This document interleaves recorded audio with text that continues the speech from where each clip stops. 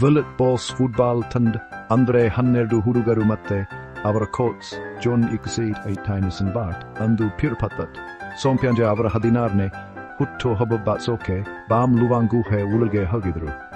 ಅವರಿಗೆ ಗೊತ್ತೇ ಇರಲಿಲ್ಲ, ಮುಂಗಾರು ಮಳೆ ಬೇಗನೆ ಶುರುವಾಗಿ ಗುಹೆಯೊಳಗೆಲ್ಲ ನೀರು ತುಂಬಿಕೊಳ್ಳೋಕೆ ಶುರುವಾಗಿತ್ತು. ನೀರು ಜಾಸ್ತಿ ಆಗ್ತಿದ್ದ ಹಾಗೆ ಅವರೆಲ್ಲ ಎತ್ತರದ ಜಾಗ ಹುಡುಕಿಕೊಂಡು ಗುಹೆಯ ಇನ್ನೂ ಒಳಗಡೆ ಹನುಗಬೇಕಾಯಿತು. ಹುಡುಗರು ಮನೆಗೆ ವಾಪಸ್ ಬರದೇ ಇದ್ದಾಗ ಅವರ ಮನೆಯವರಿಗೆಲ್ಲ ಚಿಂತೆ ಶುರುವಾಯಿತು. ಗುಹೆಯ ಬಾಗಿಲ್ ಹತ್ತಿರ ಅವರ ಸೈಕಲ್ಗಳು ಮತ್ತೆ ಬ್ಯಾಗ್ಗಳು ಸಿಕ್ಕಾಗ ಮನೆಯವರ ನಿಜಮಾಯಿತು. ಸ್ಟಬಿಲಿಯ ಅಧಿಕಾರಿಗಳಿಗೆ ವಿಷಯ ತಿಳಿಸಿದರು, ಆದರೆ ಅಷ್ಟೊತ್ತಿಗಾಗಲೇ ಗುಹೆಯ ಬಾಗಿಲು ಸ್ವಲ್ಪ ನೀರಿನಲ್ಲಿ ಮುಳುಗಿ ಹೋಗಿತ್ತು.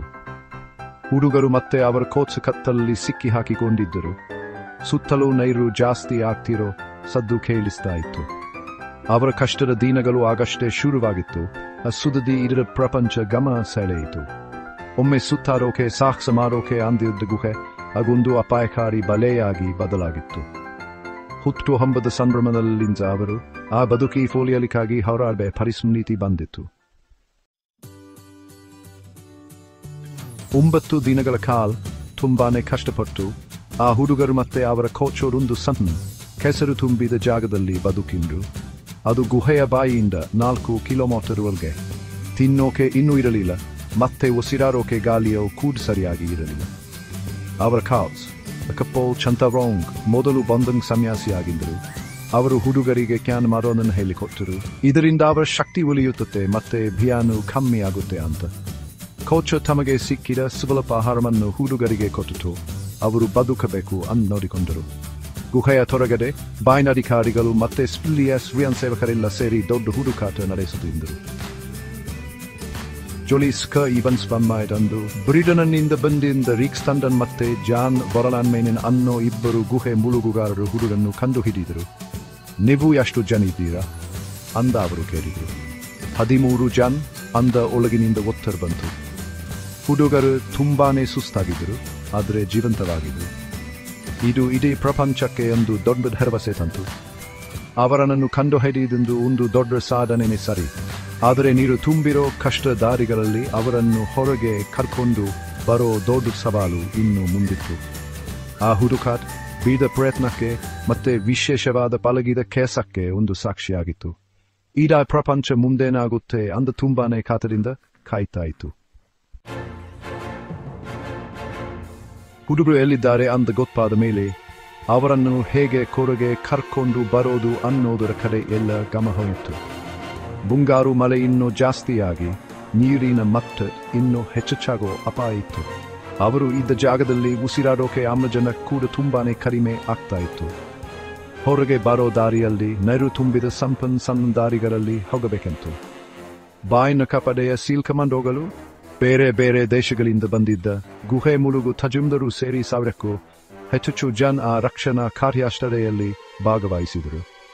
ಇಂಜಿನಿಯರ್ಗಳು ಲಕ್ಷಾಂತರ ಲೀಲ್ದಿರನ್ನು ಗುಹೆಯಿಂದ ಹೊರಗೆ ಪಂಪ್ ಮಾಡಿ ತೆಗೆದರು.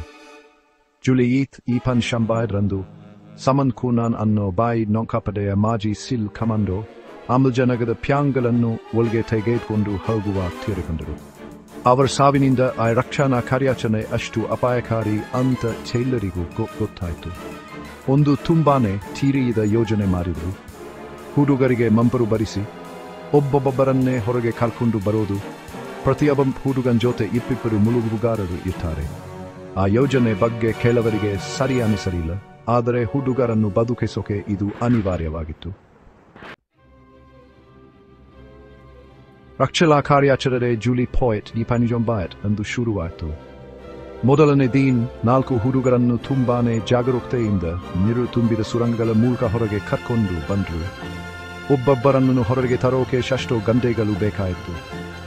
ಯಾಕಂದ್ರೆ ದಾರಿ ಸರಿಯಾಗಿ ಕಾಣಿಸುತ್ತಿರಲಿಲ್ಲ ಮತ್ತೆ ನೀರಿನ ಸೆಳೆತಾನು ಜೋರಾಗಿತ್ತು. ಮೊದಲನೇ ದಿನ ಯಶಸ್ವಿಯಾಗಿದ್ದರಿಂದ ಎಲ್ಲರಿಗೂ ಸ್ವಲ್ಪ ಸಮಾಧಾನ ಆಯಿತು. ಮತ್ತೆ ಮುಂದೇನಾಗುತ್ತೆ ಅನ್ನೋ ಕುತೂಹಲ ಇತ್ತು. ಜುಲೈ 1ನೇ ತಾರೀಕು ಇನ್ನೂ 4 ಹುಡುಗರನ್ನು ರಕ್ಷಣೆ ಮಾಡಿದರು. ಆದರೆ ಮಳೆ ಬರೋ ಭಯ ಮಾತ್ರ ಯಾವಾಗಲೂ ಇತ್ತು. ಕೊನೆಗೆ ಜುಲೈ 7ನೇ ತಾರೀಕು ಉಳಿದಿದ್ದ ಎಲ್ಲ ಹುಡುಗರು ಮತ್ತೆ ಅವರ ಕೋಚ್ನನ್ನು ಸುರಕ್ಷಿತವಾಗಿ ಹೊರಗೆ ಕರ್ಕೊಂಡು ಬಂದರು. ಆ ರಕ್ಷಣಾ ಕಾರ್ಯಾಚರಣೆ ಯಶಸ್ವಿಯಾಗಿ ಮುಗಿಗೆ ಇಡೀ ಪ್ರಪಂಚ ಮುಚ್ಚಿಪತ್ತು. ಹುಡುಗರನ್ನು ಮತ್ತೆ ಅವರ ಕೋಚನನ್ನು ಚೇತರಿಸಿಕೊಳ್ಳೋಕೆ ಆಸ್ಪತ್ರೆಗೆ ಸೇರಿಸಿದ್ರು.